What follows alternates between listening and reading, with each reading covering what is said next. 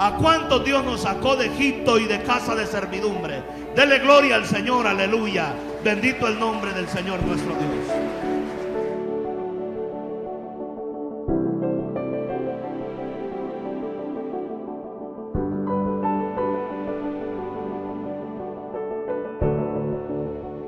Ni el día ni la hora en que el Hijo del Hombre ha de venir. Nadie sabe el día ni la hora en que el Hijo del Hombre ha de venir. Pero Jesús también dijo: ustedes ven los arreboles del cielo y dicen hoy no va a llover, y no llueve. Y ven también los arreboles de nuevo y dicen con las nubes cargadas, hoy sí va a llover, y sí llueve. Y él añadió y dijo: hipócritas, le dijo a su generación, ¿cómo no van a conocer ustedes también este tiempo? Yo estaba recordando hace unos meses atrás, el Señor me dio un sueño muy perturbador. Yo miraba que iba saliendo con mi hijo Caleb, me tocaba cargarlo y miraba multitudes por las calles saliendo de la ciudad y nos tocaba irnos a refugiar en el campo. Y en el sueño yo llegué a refugiarme debajo de un invernadero. Y ahí nos tocó pasar la noche con mi niño y desperté. Pero lo que me impresionó es que yo le decía en el sueño: Señor, me hubieras avisado 3 días antes y yo me hubiera salido en el coche y no me hubiera tocado cargar a mi hijo. Y en estos días que hemos estado viendo lo que ha estado pasando en Medio Oriente, alrededor de 500,000 de personas, lo que tiene aquí lo que es la parte de Querétaro, quizás 500,000 de personas desplazándose del norte hacia el sur de la frontera de Gaza. Israel está entrando y están destruyendo edificios, casas, viviendas. Están entrando casa por casa y arrasando toda la ciudad de Gaza. Y cuando yo miré esas imágenes, yo dije: esto fue exactamente lo que yo miré en el sueño.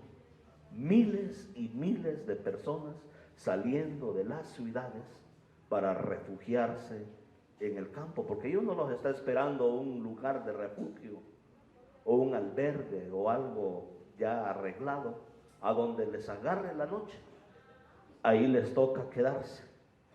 Y ahí van mujeres embarazadas, van familias cargando niños, van personas de toda clase, huyendo de la violencia que se desató en la frontera de Gaza.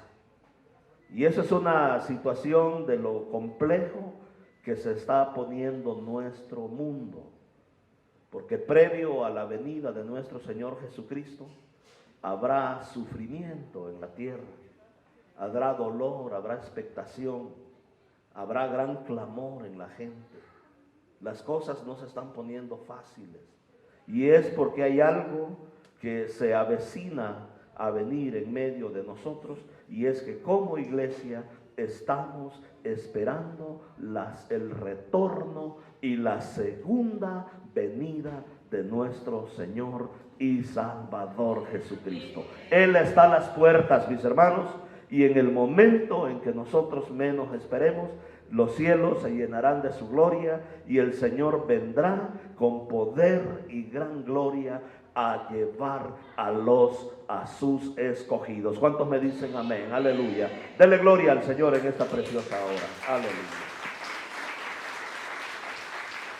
Yo quiero decirles que hace 2000 años el Señor se desposó con la iglesia, con la esposa que es la iglesia. Pero ¿qué es esto del desposorio? Porque en nuestra cultura no existe como tal esa palabra. El desposorio es un compromiso legal en donde un hombre está totalmente comprometido ya legalmente a casarse con su mujer. Así era en los tiempos bíblicos. Iban, se comprometían, pero él no podía tomarla como esposa mientras no tuviera dos cosas ya preparadas y listas.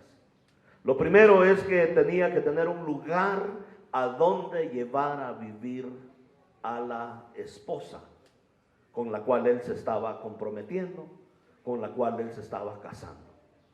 Entonces, dentro de la cultura hebrea, el joven hebreo va y entonces a la casa de su padre. Por eso Jesús dijo: en la casa de mi padre muchas moradas hay. Si así no fuera, yo se los hubiera dicho. Voy pues a preparar un lugar para ustedes, para que donde yo estoy, ustedes también puedan estar. Y él habló de la casa del padre. Entre los hebreos le llaman ínsula. ¿Qué es una ínsula? El papá tiene una casa establecida en un terreno muy grande.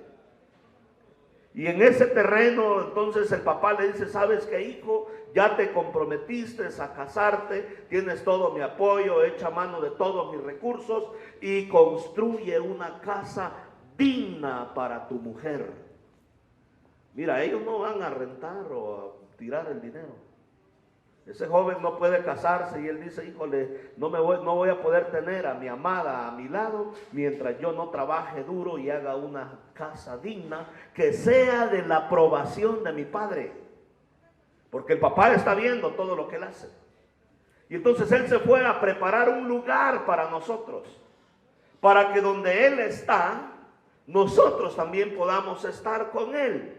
Y de esa manera ser uno en Cristo, porque la iglesia es la esposa del Cordero y él regresa por una esposa sin mancha, sin arruga, sin cosa semejante. ¿Cuántos dicen amén?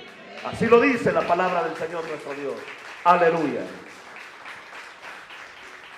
Y él está preparando esa ínsula donde va a vivir su amada por la eternidad con el Señor. Él está preparando esa casa. Pero la segunda cosa que el joven hebreo tiene que hacer es levantar un negocio, una empresa, algo con lo cual él pueda sustentar a la amada para poder realizar ese acto de tomarla como esposa. Ya es su esposa desde que está comprometida, pero no puede disfrutar de ella ni estar con ella mientras no tenga su negocio y mientras no tenga su casa. Y eso es muy fenomenal. Imagínate si eso lo aplicáramos en nuestra cultura, cuánto sufrimiento nos evitaríamos. Porque yo no sé si usted sabe, pero todos aquellos que se casan con menos de 18 años, el 70% de ellos fracasan. ¿Por qué? 7 de cada 10, porque no tienen la madurez emocional para enfrentar las presiones que trae la vida en familia, la vida en matrimonio. Porque no existe esa madurez emocional, porque no han hecho un patrimonio, apenas vienen saliendo de la niñez y ya tienen una responsabilidad y no han hecho un patrimonio para poder sobrellevar un matrimonio digno. Por eso es que hay tanto divorcio en nuestro medio. ¿Por qué? Porque las personas se están comprometiendo a muy temprana edad sin tener ni la madurez ni los medios para darle el soporte que necesita la vida en familia. Por eso es que nuestros hijos hay que prepararlos, que estudien, que se preparen para la vida, que aprendan un buen oficio, que tengan algo que ofrecer a esa nueva familia. Insistir en ello, porque de lo contrario nosotros lo sabemos por experiencia propia, que es mandarlos al fracaso, a una vida destructiva, a un matrimonio que no va a funcionar, que no va a calzar bien, tal como Dios lo ha establecido.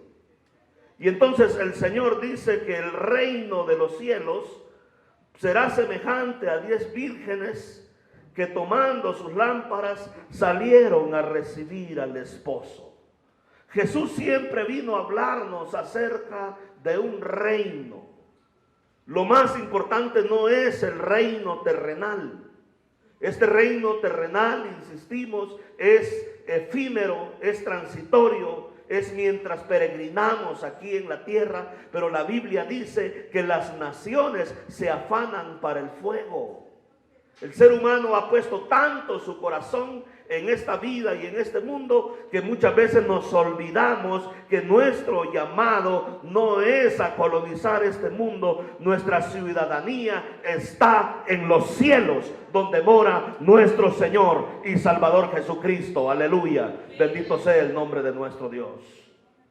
No debemos de pasar de perspectiva que aquí estamos de pasadita. Esta vida se acaba. Este orden, como lo conocemos, llegará a su fin. Las ciudades, todo lo que hay será consumido un día por el fuego. Este mundo no será nuestro hogar. El Señor ha ido a preparar un hogar no hecho por mano humana, sino hecho por la mano de Dios, por el dedo de Dios. El Señor ha ido a preparar un lugar eterno, permanente, glorioso, lleno de riqueza, de majestad, de gloria, donde Él es el Rey de reyes y Señor de señores. Aleluya. Dele gloria al Señor en esta preciosa mañana. Bendito el nombre de nuestro Dios. Esa es la realidad, mi hermano. No nos conformemos con las migajas que ofrece este mundo. Todo lo que hay aquí en esta vida es efímero, es transitorio, no lo vamos a tener para siempre.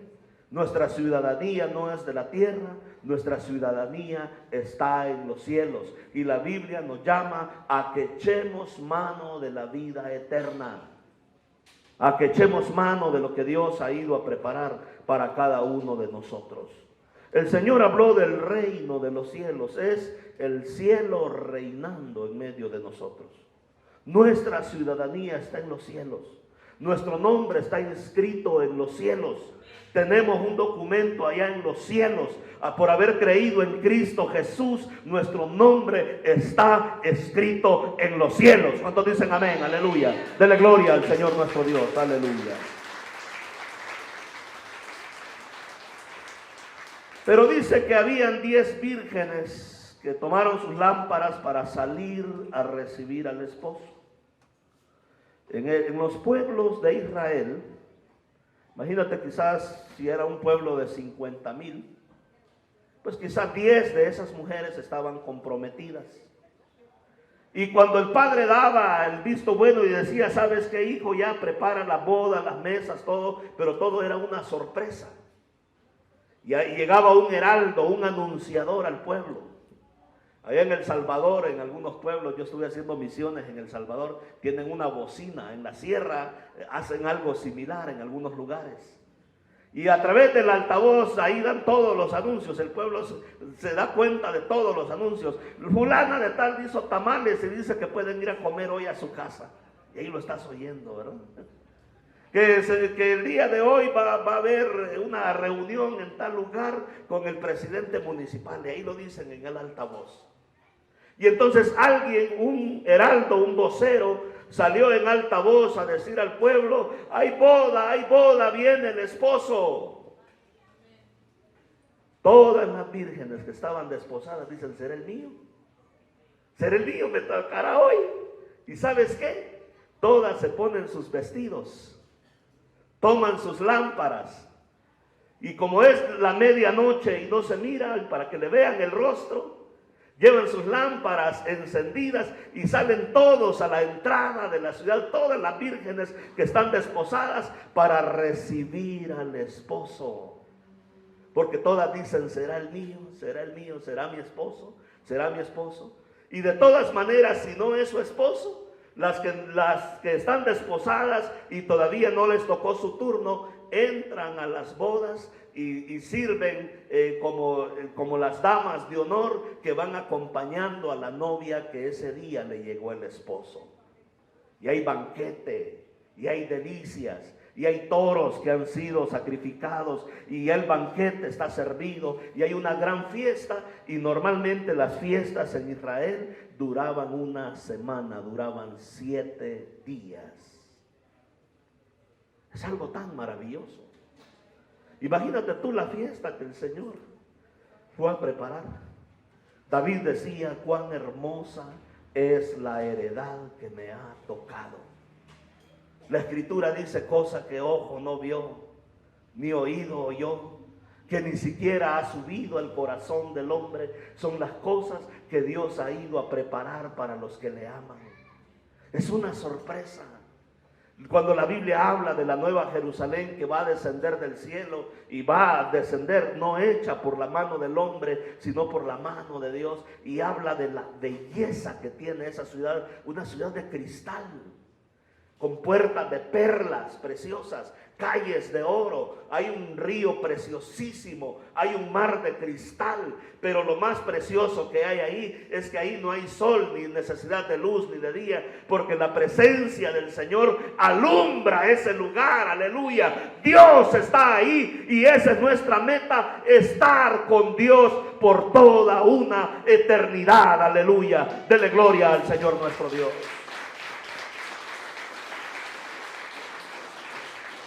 Esto pareciera que fuera un cuento de hadas, pero no lo es, mi hermano. Por eso la Biblia nos anima a echar mano de la vida eterna, a no perder nuestra confianza en el Señor, porque tiene grande galardón. A que nosotros verdaderamente y sinceramente creamos en el Señor Jesucristo, porque Él ha ido a preparar un lugar para nosotros. Y David decía: cuán hermosa, en el espíritu él miró el lugar y dijo: cuán hermosa es la heredad que me ha tocado. He aquí, dice la Biblia, yo vengo pronto, dice el Señor, y mi galardón, mi premio conmigo, para recompensar a cada uno conforme sean sus obras. Aleluya, dele gloria al Señor nuestro Dios, alábele y bendígale en esta preciosa mañana.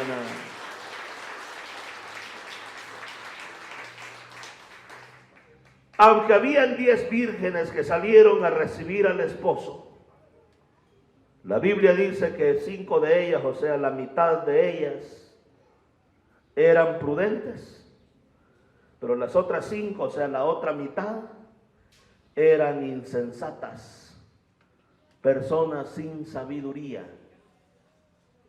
Y usted tiene que decidir de qué lado de la historia quiere estar: como los prudentes o como las insensatas.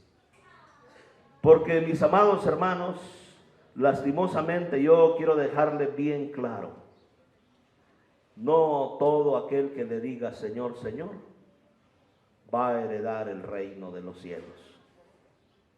Aquí 5 mujeres entraron a las bodas, y la otra mitad, que dice la Biblia, se quedó afuera. Dos personas, dice, estarán durmiendo en una misma cama. Una será tomada y la otra será dejada, se va a quedar.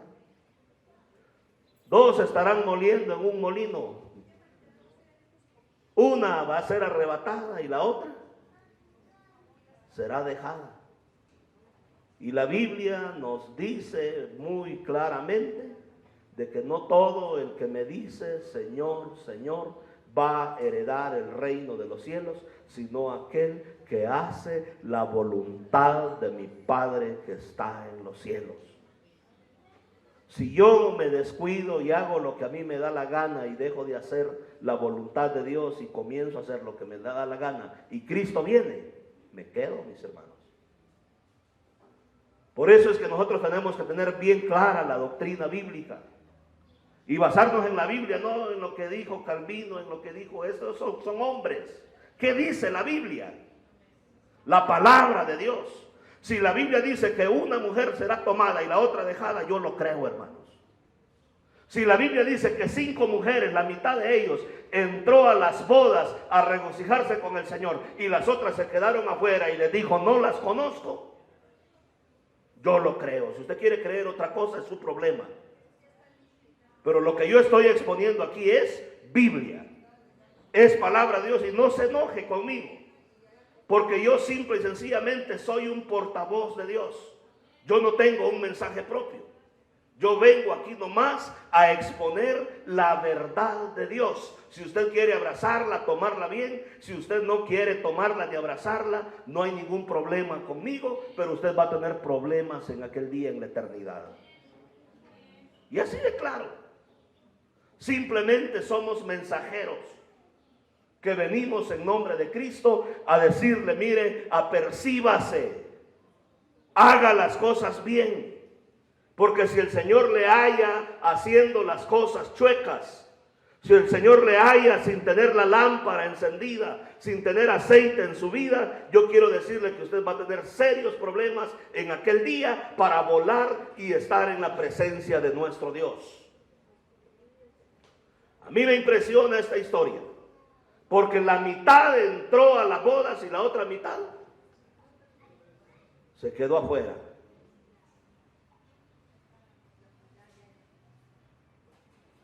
Dios nos libre de quedarnos afuera. Por eso tenemos que nosotros releer bien las Escrituras. 5 de ellas eran prudentes. Eran personas que se habían preparado. Eran personas prudentes, significa entendido. Eran personas que habían entendido el mensaje, el cómo presentarse delante del esposo. 5 de ellas eran prudentes, eran personas entendidas, obedientes, que habían hecho las cosas bien, pero 5 eran insensatas, que habían hecho las cosas a como les daba la gana.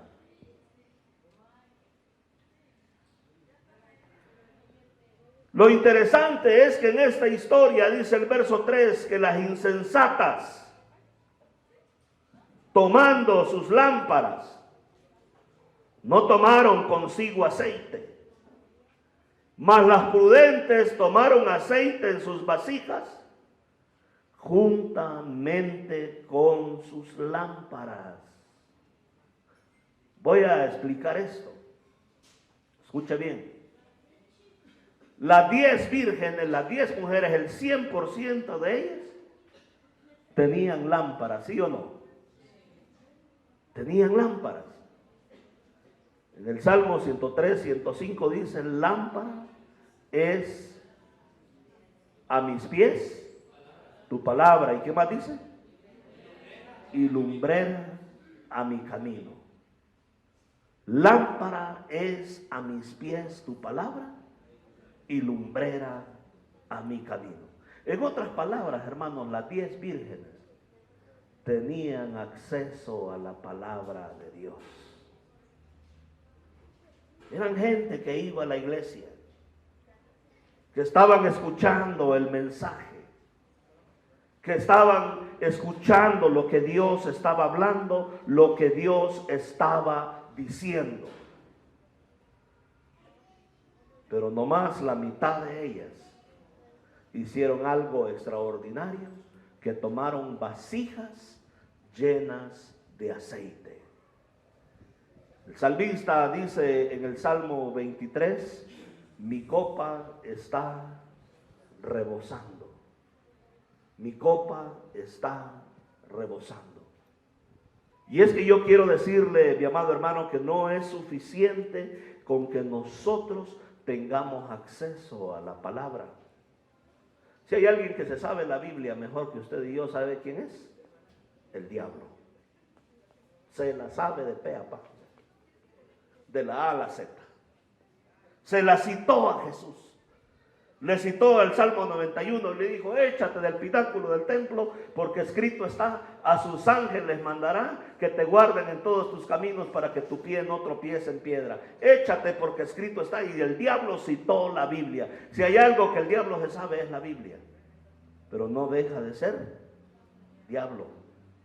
Diablo, diabolos, alguien que lanza bolos para dividir, significa también adversario, alguien que le lleva la contraria a Dios, alguien que está en rebeldía abierta y en una desobediencia abierta al Señor.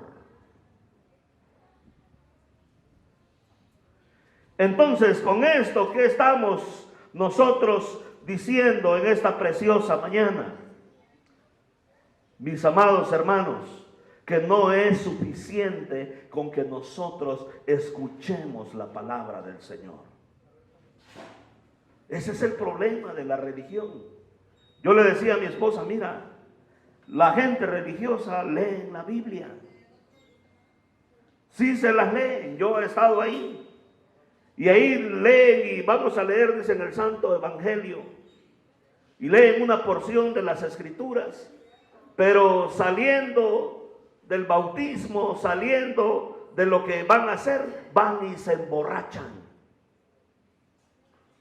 Y en el pueblo cristiano sucede muchas veces lo mismo con mucha gente. ¿Han oído la palabra de Dios? Sí, que los adúlteros no van a heredar el reino de Dios. Pero siguen cometiendo adulterio y están en la iglesia como si nada. Y cuando Cristo venga, ¿tú crees que vas a excusar tu adulterio? Tus borracheras. ¿Tú crees que vas a ocultar delante del Señor tu enojo? ¿Saben ustedes que Moisés, el líder espiritual de Israel, por enojo, por tantito se andaba quedando fuera? Golpeó la roca con enojo 2 veces. Y por haberla golpeado con enojo, el diablo ya andaba reclamando su cuerpo. Porque en la ira del hombre no obra la justicia de Dios. ¿Usted cree, mi amado hermano,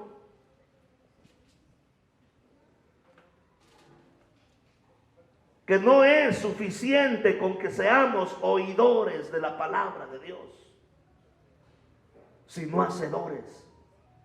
Porque si nuestra justicia no es mayor que la de los fariseos hipócritas y de los escribas hipócritas, dijo Jesús, no podremos entrar en el reino de los cielos. Y ese es el asunto. Yo he venido a hablarles de parte de mi Señor Jesucristo acerca de esto. Que examinemos si nos hemos convertido en religiosos, que nomás estamos oyendo la palabra de Dios, o si somos personas de las prudentes, que además de tener la palabra de Dios, tomamos aceite en nuestra vida y decimos, Dios, ayúdame a vivir una vida de obediencia. 5 eran sensatas, 5 eran prudentes, pero 5 eran insensatas. Y la Biblia dice que las insensatas tomaron sus lámparas, pero no tomaron consigo aceite. Mas las prudentes tomaron aceite en sus vasijas juntamente con sus lámparas.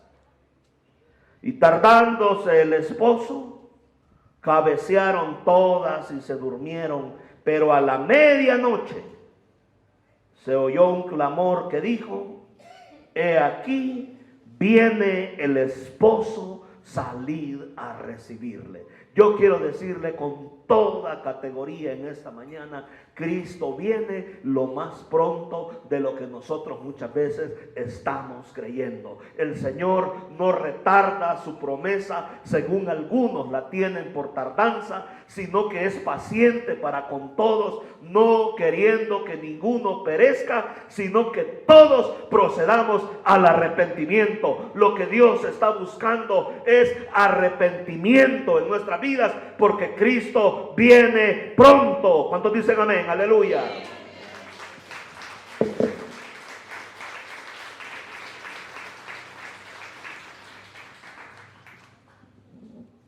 Cristo viene pronto.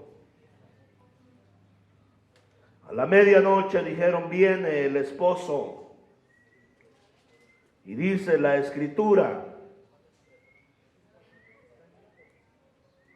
entonces todas aquellas vírgenes se levantaron, arreglaron sus lámparas para ir al viaje y tener que salir hasta la entrada del pueblo. Acuérdense, no había alumbrado público, y con sus lámparas ir a recibir al esposo y ponían la lámpara así en su rostro para que el esposo pudiera reconocerla.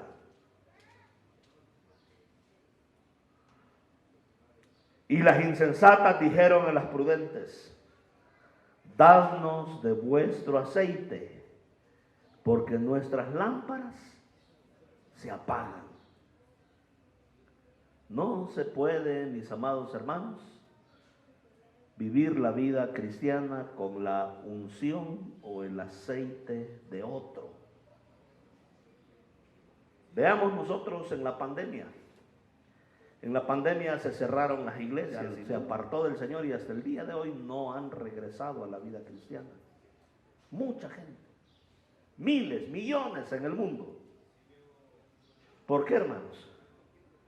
Porque era gente que vivía con el aceite de otro, pero ellos no tenían su propio aceite. Tú tienes que hacerte responsable de tu propia vida. Previo a la venida de nuestro Señor Jesucristo, mis amados hermanos, la iglesia va a ser perseguida y asolada. Si usted lee 2 Tesalonicenses 2, la Biblia dice que se va a levantar un personaje llamado el Anticristo, el cual se va a oponer y se va a levantar contra todo lo que se llame Dios, contra toda forma de culto. Apocalipsis 13 nos dice que Él hará matar a todo aquel que no adore a la bestia o que adore a su imagen. Nadie va a poder comprar ni va a poder vender nada si no se pone la marca de la bestia o el número de su nombre, que es el 666. En los tiempos bíblicos estaba ocurriendo eso en el siglo primero. El 666 en números romanos. Los números son letras romanas. La I vale 1, la V vale 5, la X vale 10, la L vale 50, creo que la C vale 100. Entonces las letras tienen equivalencias en números. Cuando uno pone el nombre César Nerón, en el idioma romano, en los números romanos, da exactamente 666. ¿Y quién era César Nerón? Era el emperador, el que gobernaba el mundo. Y el César Nerón culpó a los cristianos de que ellos le habían metido fuego a Roma cuando él había mandado a incendiar. Y los hizo enemigos número 1 del gobierno y del Estado, y los persiguió, los asesinó. Y los que le prosiguieron hicieron lo mismo desde el año 67 que fue incendiada Roma hasta el año 313 hubo sangrienta persecución de la iglesia. Horrible. Y César Nerón fue el primer anticristo que vino a asolar y a perseguir a la iglesia. Y ser cristiano no era fácil porque no había lugares donde congregarse. La gente se congregaba en lugares allá ocultas, en silencio, en cuevas, en lugares donde ponían un pequeño símbolo, ponían ahí un pez, porque el término pescado viene de la palabra ictus, y ese es un acróstico que significa Jesús Cristo, Hijo de Dios, Salvador, en griego. Y donde había un pescadito sabían que ahí habían cristianos. Y ahí iban a reunirse 2, 3 familias a llorar delante de Dios, a decirle: Señor, líbranos de la ira del César. Pero eso va a regresar al final de los siglos. Habrá persecución en contra de la iglesia. Y si usted no tiene una vida propia, una vida devocional, si usted no tiene una búsqueda del Señor, si usted no está nutriendo su espíritu, alimentando su alma, de manera personal, yo quiero decirle que en ese tiempo de persecución va a ser muy difícil para la vida de mucha gente, como lo fue en el siglo primero. Estos no son cuentos de hadas, está escrito ahí en la historia universal, la persecución de los cristianos a manos del emperador romano, del hombre más importante e influyente de aquel tiempo, del que tenía el poder. Él no tenía un gobierno, tenía un imperio, gobernaba toda la sociedad antigua, el emperador de Roma, y hizo a la iglesia enemigo número 1. Para que usted vea que esto es algo que está a la luz de la Biblia.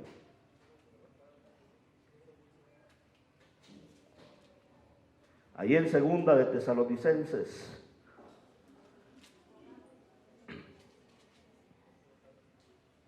capítulo 2, verso 3. Dice la Escritura: nadie les engañe de ninguna manera, porque Cristo no vendrá sin que antes haya una gran apostasía. ¿Qué es apostasía? La gente va a negar su fe, van a abandonar el cristianismo. ¿Por qué va a haber apostasía? Porque se va a manifestar el hombre de pecado, el hijo de perdición. Él se opone y se levanta contra todo lo que se llama Dios, contra toda forma de culto, contra todo objeto de culto, tanto que se sentará en el templo de Dios como Dios, haciéndose pasar por Dios. ¿Sabe qué creía César Nerón y toda la dinastía de los emperadores romanos? Ellos creían que él eran descendientes de los dioses, por lo tanto el emperador se creía un dios. Y en el siglo I Roma impuso la adoración al emperador. Hacían imágenes del César y obligaban a la gente a que se arrodillara y adorara esa imagen del hombre más importante de aquel tiempo, César Nerón. Y de ahí para allá todos los descendientes de los Césares, todos los emperadores creían que eran descendientes de una deidad y que por lo tanto eran un dios aquí sobre la tierra, y estaba el culto al emperador. Cuando llegaban con los cristianos y le decían: arrodíllate ante el César, ante el Señor, el Curios, ellos decían: no, Jesucristo es mi Curios, Jesucristo es mi Señor. ¿Y qué crees que les hacían? Los mataban. Eso viene para el tiempo final. Cristo no va a venir aquí a este mundo sin que antes venga una gran apostasía. La gente va a renunciar literalmente a la fe, porque se va a manifestar el hombre de pecado, el hijo de perdición. Él se va a levantar y se va a oponer contra toda forma de culto. Algunos dicen: no, pero ya ha venido el rapto. Y entonces, si el rapto ya ha venido, entonces ¿contra quién se va a oponer el anticristo? Si ya no hay oposición, ya no está la iglesia. Con los fríos que se quedan, ¿tú crees que un tibio va a ir a poner la cabeza para que lo maten por la causa? Si estando así tan fácil la cosa, son tibios, tú imagínate si va a ir a poner la cabeza si se queda. Cuando yo leo la Biblia y dice: y vi debajo del altar las almas de los que habían sido decapitados por causa de la palabra de Dios y del testimonio que tenían. Y ellos no adoraron a la bestia ni a la imagen. Apocalipsis 24. Y vivieron y resucitaron, y esta es la primera resurrección. Yo me doy cuenta a la luz de la Biblia que, mis amados hermanos, vendrá una gran persecución en contra de la iglesia. ¿Y sabes quiénes van a sobrevivir? Los que tomen aceite. Esa es la clave. El aceite, a la luz de la Biblia, es símbolo del Espíritu Santo de Dios. Él nos ha sido dado, mis amados hermanos, para ayudarnos en nuestra debilidad. En nuestras fuerzas no podemos enfrentar el poder del mal. En nuestras fuerzas no podemos vivir la vida cristiana. Aunque yo diga que yo me quiero portar bien, no puedo hacerlo. En mis fuerzas no puedo hacer nada. Necesito al Espíritu Santo de Dios, porque Él es ese aceite que arde en nuestro ser interior y nos capacita para vivir la vida cristiana como Dios quiere que nosotros la vivamos. Amén. Entonces yo he llegado a una conclusión en mi vida cristiana.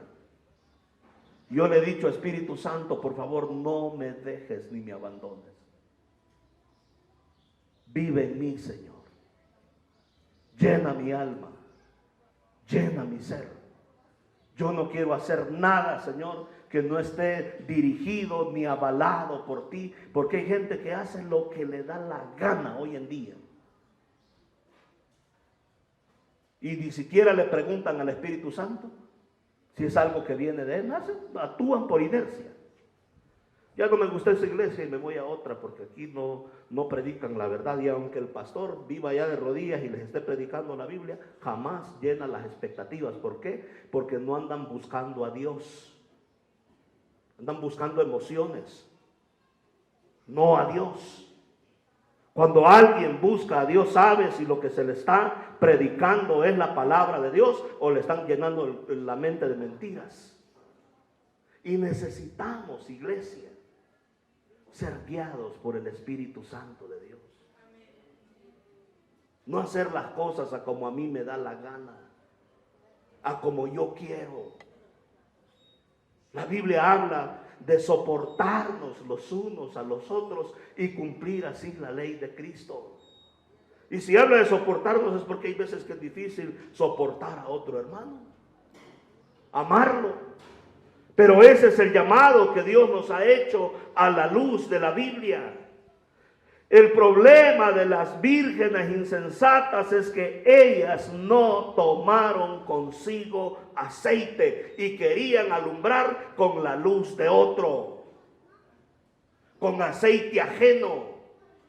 Dios quiere derramar de la porción de su Espíritu Santo sobre cada uno de nosotros, porque la promesa fue: pero recibiréis poder cuando venga sobre vosotros el Espíritu Santo de Dios, y me seréis testigos en Jerusalén, en toda Judea, en Samaria y hasta lo último de la tierra. Lo dice el Señor. Cuando dicen amén, aleluya, bendito el nombre de nuestro Dios.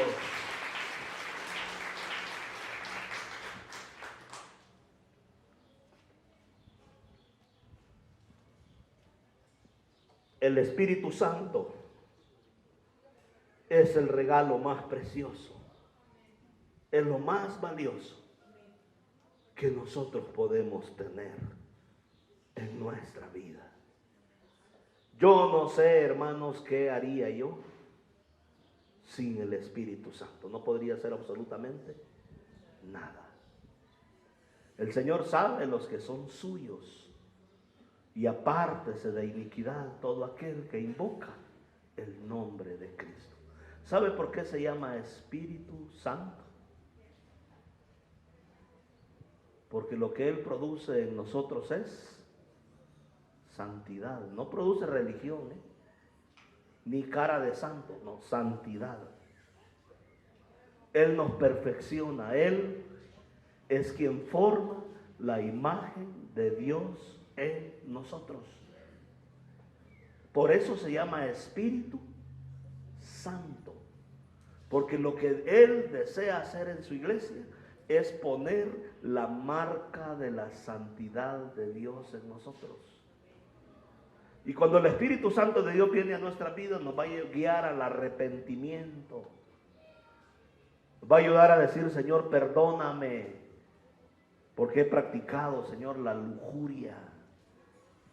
Perdóname, Dios, porque le di lugar a la envidia. Perdóname porque menosprecié a mi hermano. Nos va a llevar al arrepentimiento y nos va a ayudar a decir: Señor, perdóname, Dios, porque no he estado velando, porque, Señor, no he estado verdaderamente afligiendo mi alma y diciéndote: Dios, ten misericordia de mi vida y de mi familia. Señor, perdóname porque no he estado intercediendo por mis hijos. No los he estado estorbando y se están perdiendo. No se están dando cuenta que están ante un inminente peligro. Tú vienes pronto y yo estoy demasiado confiado, Señor. El Espíritu Santo de Dios va a producir arrepentimiento en nuestra vida. ¿Sabes qué hace el aceite? El aceite le prenden fuego. ¿Y qué crees que hace? Ese fuego quema todo lo que hay ahí. Y Dios desea quemar en nosotros toda arrogancia, toda jactancia, toda falsa humildad, toda religiosidad, todo adulterio, toda fornicación, toda codicia, toda malicia, toda maldad, toda mentira, todo enojo, toda ira, todo aquello que es fruto de la carne y no le pertenece a Dios. El Espíritu Santo de Dios desea quemarlo en nosotros. Amén. Quemarlo, hermanos. Quemarlos.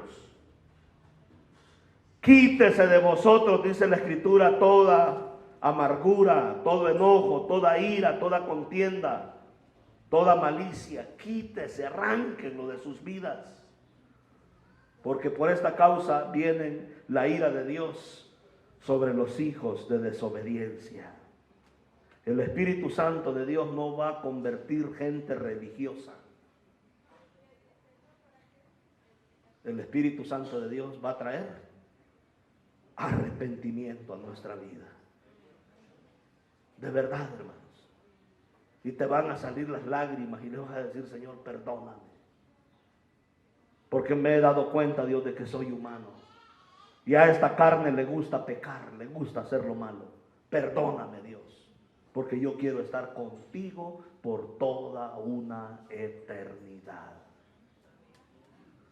¿Qué pasa con una lámpara que no tiene aceite? ¿Puede alumbrar esa lámpara? ¿Se queda en qué? En tinieblas. ¿Sabes qué me he dado cuenta yo? Que si yo me suelto tantito de la gracia de Dios, rapidito uno anda queriéndose meter en las tinieblas. Rapidito te enredas. Rapidito la gente anda allá en los conciertos de Chente Fernández, de su hijo, ¿cómo se llama? Sí, en serio. Metidos en el rock, en la pachanga, en el adulterio, en la pornografía, en todo ese tipo de vida. ¿Por qué? Porque descuidé mi vida de estar llenando mi lámpara con el aceite de Dios. Sin el Espíritu Santo de Dios, nuestra vida queda en tinieblas, hermanos. Yo quiero decirle que sí se puede vivir en la luz, porque Jesús, Él se despojó de toda su deidad, se hizo hombre como uno de nosotros y Él vivió en obediencia. ¿Sabes por qué vivió en obediencia? Porque Él cada día se llenaba de la presencia del Espíritu Santo de Dios. Esa es la clave. Y él dependía del Espíritu Santo de Dios. Mira, un día no tenía ni cómo pagar sus impuestos, así como le estás oyendo. Si crees que solo tú has pasado crisis, Jesús la vivió también. No tenía cómo pagar sus impuestos, pero el Espíritu Santo de Dios le dijo: mira, ahí hay un pez, dile a Pedro que vaya a pescarlo y que saque la moneda que está dentro de la boca del pez, ahí en el estómago, y con él va a pagar los impuestos de Pedro y va a pagar los tuyos. Y Pedro fue, sacó el pez y pagó sus impuestos. ¿Cuánto dan gloria a Dios? Amén. Así obra el Espíritu Santo de Dios. Yo he estado atorado muchas veces con las tarjetas hasta aquí por el proyecto de construcción, de verdad, hermanos. Y orando, el Señor me ha dicho: llama a este, al otro, haz estas 3 llamadas. Y de las 3 llamadas, 100,000 pesos. Gracias, Señor. Porque si tú crees que la construcción es barato, no es nada de barato, Dios. Tú sabes lo que cuesta construir. Así es Dios. Nos conviene tener al Espíritu Santo de Dios con nosotros. A veces no sabemos qué hacer con los hijos, con la familia. Pero si tú te humillas y le dices: Espíritu Santo de Dios, dame la sabiduría de cómo confrontar a mis hijos y a mi familia, Él te va a dar la sabiduría. Es lo más precioso que Dios nos ha dado. Por el gran amor de Dios, ya no estés manejando tu vida a tu manera. Ya no vivas a como te dé la gana. Por el amor de Dios. Dios te ha dado su Espíritu, nos dio a su Hijo. Él nos ama tanto que Él quiere todo con nosotros. Pero por el gran amor de Dios, ya no estés viviendo a tu manera. Cuando yo trato de vivir a mi manera, ¿sabes qué cosecho? Fracasos. Porque estoy en tinieblas, ni sé lo que estoy haciendo.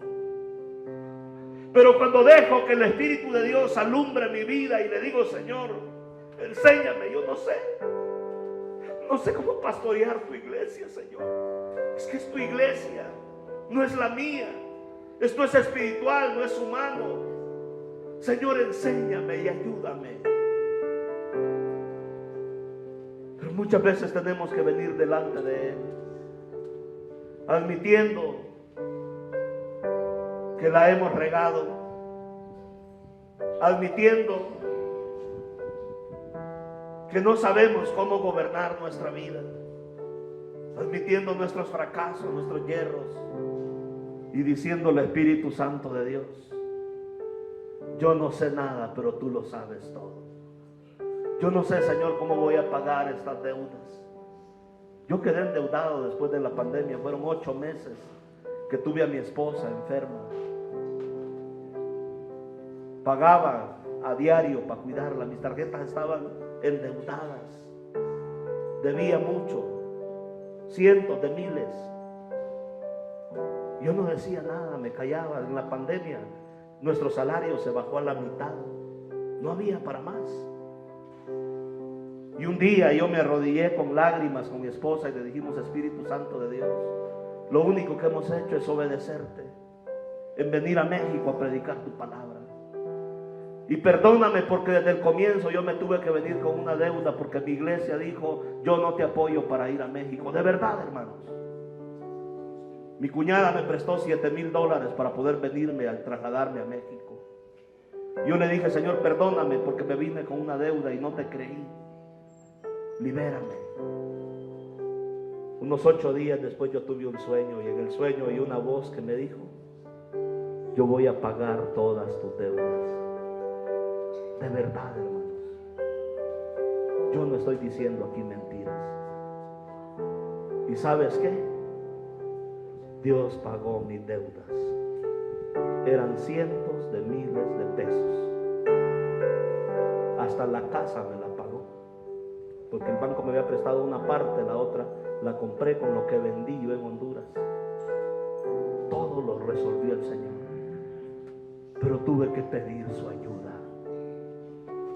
Tuve que decirle que Él alumbrara mi camino, porque los seres humanos sin Dios estamos en tinieblas. Y en tinieblas te tropiezas, puedes caer en un hoyo y ni cuenta te das. En tinieblas no avanzamos, no se puede llegar lejos, pero con el Espíritu Santo de Dios podemos llegar muy lejos. Yo me he dado cuenta en este tiempo, mis hermanos, que no hay cosa mejor que depender del Espíritu Santo de Dios en nuestras vidas. Espíritu Santo de Dios, ponte en pie, mi hermano. Perdónanos por ignorarte, por no tomarte en cuenta en la solución de nuestras vidas. Perdónanos, Señor, por querer manejar nuestra vida a nuestra manera y no depender de la luz que tú nos das.